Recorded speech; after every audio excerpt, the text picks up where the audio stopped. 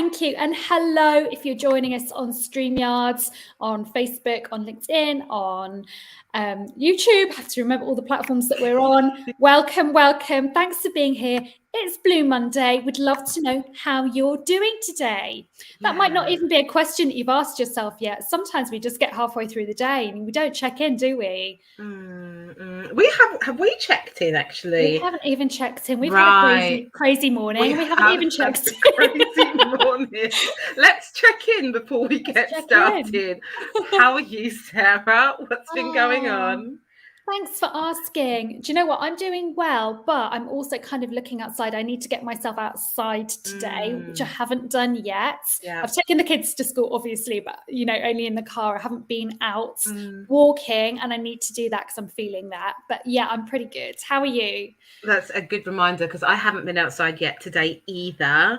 Feeling it, but I know that I'm taking the little lady to gymnastics, so as soon as it hits 2:45 I will be outside, drop her to gymnastics. I'll probably go for a walk around the block while she's in there for an hour because I so need that. It's just been like quick today. So really grateful to be here. I'm grateful I've got some support today with a little one, so shout out in the background. So that's been really helpful today. I can see people are hanging out with us over on YouTube, over on Facebook, so feel free to join us. So Sarah has just said that it's Blue Monday. Like, what is Blue Monday, Sarah? What is it? Blue Monday all about? So statistically, it's the most depressing day of the year. Now, you can take that or you can leave it. So you might be feeling that, or you might be like, well, thanks very much, but I'm doing okay. So we'll take it or leave it. But it is a good opportunity for us to check in and say, how are we doing? We've come into a new year. It's the day when, you know, the days are still short. Still, we've had some, it's not too grey here today, but we've had some really kind of short, cold, rainy days. It's the time when maybe the credit card statements are coming in after Christmas. Yeah, taxes due for those who are self-employed. You know, there's potentially stuff going on. So we don't have to take that collective wisdom that because it's Blue Monday that we have to, you know, that we have to feel down. But at the same time, it's worth acknowledging it, I think, and checking in and going, how are we doing? Because we don't always stop to ask, do we? No, we don't. And shout out to those that are watching over on Instagram. We've got the Coffee Shop Colouring Book, Angel, one of our lovely Kakis members. And I can see a few others as well. So hey to you. And do you know, there's a thing with this Blue Monday, Sarah, because a lot of people are talking about this Monday feeling. Have you ever seen the word there? Like, no, tell me. S with the MON, like Monday, like that Sunday feeling that you know that Monday's coming. Right. Like doom and gloom, like I've got to go back to work, or I've got to go back to college or university. And do you know what? I don't think we can put a term or a name around that feeling. I think it's just important to acknowledge that feeling, whether it's a Monday, Tuesday, Wednesday, Sunday or Monday. I think it's important to recognize that. So our live today is on like top tips, isn't it, on how you can feel better. And what I would love for you guys to do, and I know Sarah would too, is to apply these tips regardless of whether it's a Blue Monday or not. Like, these are really great top tips to apply. So what is our first top tip, Sarah? What's your first top tip? Yeah, so we're going to be sharing 5 top tips, and it's great to kind of bank these and have them in your toolbox. You might need them now, you might need them further down the line, but it's good to kind of know you've got a toolbox of strategies. So tip number 1 is to be kind to yourself, to notice the way that you're speaking to yourself, and to make sure that you're speaking to yourself kindly, because so often we speak to ourselves internally in a way that we wouldn't dream of speaking to anybody else. So check in. How am I talking to myself? Am I talking to myself like I would talk to anybody else? Am I talking to myself like I would speak to a colleague or speaking to a friend? Tobias has got lots to say today. He is certainly talking to himself, I hope, in a very kind voice. So yeah, number 1, be kind to himself. And Angel's saying in the comments here, I've got my vegan chocolate, got my fruit tea, got my cozy jumper. So feeling not too bad, although the children's mood is driving me crazy. Okay, and that's it, Angel. You make a really good point there, because we can't control other people. Like, we can't control how they show up. We can't control their moods or how they behave. But what we can do is we can say, I'm going to get my vegan chocolate. I'm going to get my lovely jumper on. I'm going to make myself feel cared for and nurtured and good. And then I'm better positioned to manage whatever else is coming up for other people. Okay. Number 2 then is exercise outdoors. So exercise, we know, helps us get moving. It helps release endorphins. When we exercise, it makes us feel good.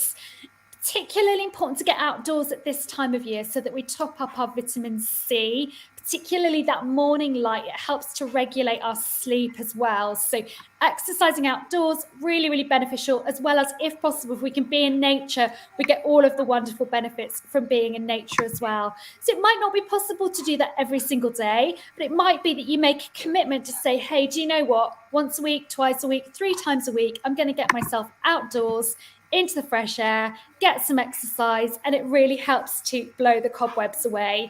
And we see it with our children as well, don't we, Rebecca? I know you quite often say with the kids when you've taken yours out for a walk, it really, really helps. It's honestly like it's the best thing on earth. And my daughter will be standing at the door. She'll be ready, like this, like happy puppy. As soon as that door is open, whoosh, she's like out in her element, loving life in nature.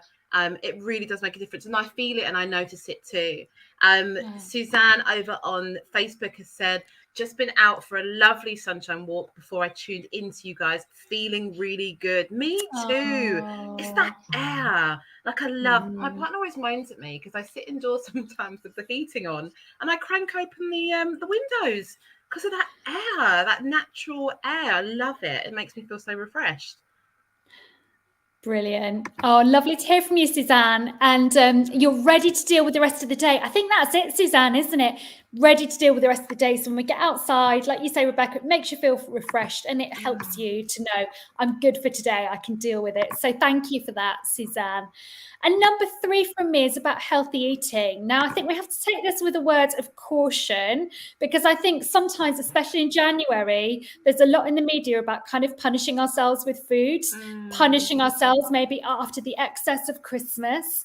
And so I think, yeah, we know that there's a link between nutrition and well-being, but I think at this time of year, it's really important to focus on that nourishment of ourselves as opposed to like punishment of ourselves, because we can make January even tougher maybe by being really, really kind of hardcore with our diet and nutrition, but just being nourishing, just cutting down on the caffeine, cutting down on the, maybe on the refined sugar, because then it impacts on sleep, it helps us feel better, more likely to want to move and do exercise if we're putting good stuff in. It all links to each other. So that would be number 3 from me. So my 3, be kind, watch that internal monologue, get outside when you can, and just watch what you're putting on your plate without going to the point of kind of punishing yourself about what you're eating as well. Side note there, I ordered myself some lovely brownies at Christmas. Probably spent the most on brownies that I spent on my monthly phone bill, but I was like, what? I'm gonna treat myself here. And then after the brownies, I was like, I think I should have a little bit more fruit this week just to balance it out. So it's important, as Sarah said, not to like kind of go excessive with that plan, but just making sure that there's a balance there with your diet and your eating. Nilima over on Facebook has said, I'm trying to bring meditation into the start of my day. It's a new intention and my goal is to do the daily Jay. I love Jay Shetty on the Calm app. I'm likely to do it after the school run, but the long term is to hope to do it when I wake up. So I am not a morning person, join the club. And so this would be a massive habit change for me. And do you know what? There's so much good stuff there with what you said, Nilima, about firstly, the intention to do that meditation, then thinking about when is the right time for you to do it. Like, when are you at your best? And then thinking about then it is a habit change. It will take time.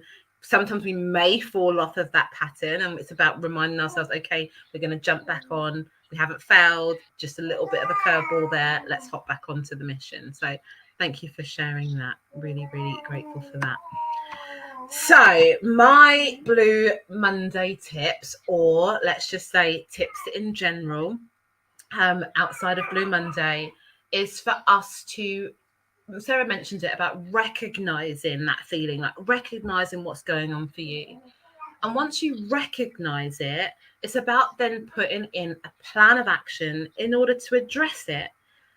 We always say that like change doesn't happen unless you put the action in place. So you can ask for support here, and it doesn't necessarily have to be professional support.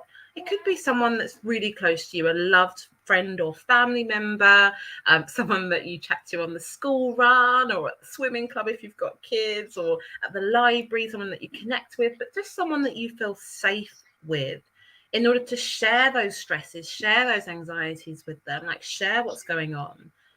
If you think you need the next level up, like if you don't want to talk to a friend or family member about that, that's where professionals come into play there. And you've got obviously coaches that can support, but you've also got therapists and counselors. Like Sarah and I are really pretty good with identifying with our clients, we possibly might not be able to help you with this, but maybe counseling or therapy might be the best route for you, and then we'll be here for you after.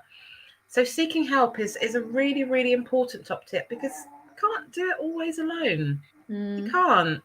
As much as we think that we try to, or we can do, we can't. And my last top tip here is the process of overthinking.